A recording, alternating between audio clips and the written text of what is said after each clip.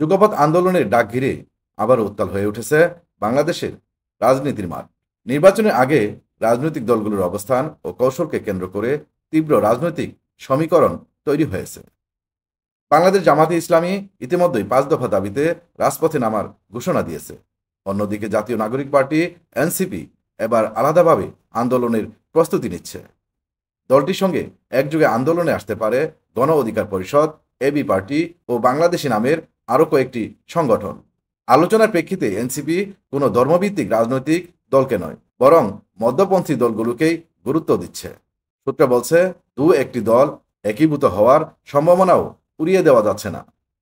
এদিকে জাকসু নির্বাচনে ভরাডুবির কারণে বাংলাদেশ গণতান্ত্রিক ছাত্র সংসদকে পুনর্গঠনের চিন্তাভাবনা করছে এনসিপি। দলটির ভিতরে ছাত্র রাজনীতির নেতৃত্ব নিয়েও চলছে নতুন হিসাব নিকাশ। জুলাই সনদের বাস্তবায়ন, সনদের আইনি ভিত্তি তৈরি, আওয়ামী লীগের সহযোগী সংগঠনগুলোর কার্যক্রম নিষিদ্ধকরণ এবং নির্বাচনের জন্য সমান সুযোগের পরিবেশ নিশ্চিত করার মতো ইস্যুতে জামায়াতের সঙ্গে একমত এনসিপি। তবে দলটি জামায়াতের যুগপৎ আন্দোলনে যোগ দেয়নি।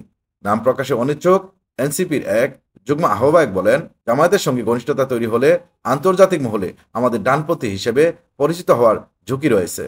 এনসিপির ছাত্র উপদেষ্টা পর্যায়ে কেউ কেউ বিএনপির সঙ্গে সমঝোতার পক্ষে থাকলেও নেতৃত্বের সিদ্ধান্ত ভিন্ন হতে পারে বলে জানা গেছে। এমন পরিস্থিতিতে মাহমুদুর রহমান মান্নার নেতৃত্বাধীন নাগরিক ঐক্য ও জুনাইদ শাকিরের গণসংহতি আন্দোলনের সঙ্গেও আলোচনা চালিয়েছে এনসিপি। তবে বিএনপির যুগপৎ আন্দোলনের শরিক এসব দল এনসিপির প্রস্তাব সাড়া দেয়নি, বরং তারা নিজেদের প্ল্যাটফর্ম গণতন্ত্র মঞ্চ কেউ গুরুত্ব দিচ্ছে না।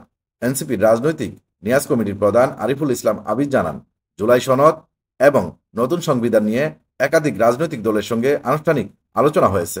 তিনি আরও বলেন, কেবল উচ্চকক্ষের জন্য অনুপাতিক প্রতিনিধিত্ব, পিআর পদ্ধতিতে নির্বাচন এবং জাতীয় পার্টি সাংগঠনিক কার্যক্রম স্থগিতের দাবি আমাদের পক্ষ থেকেও সমর্থনযোগ্য।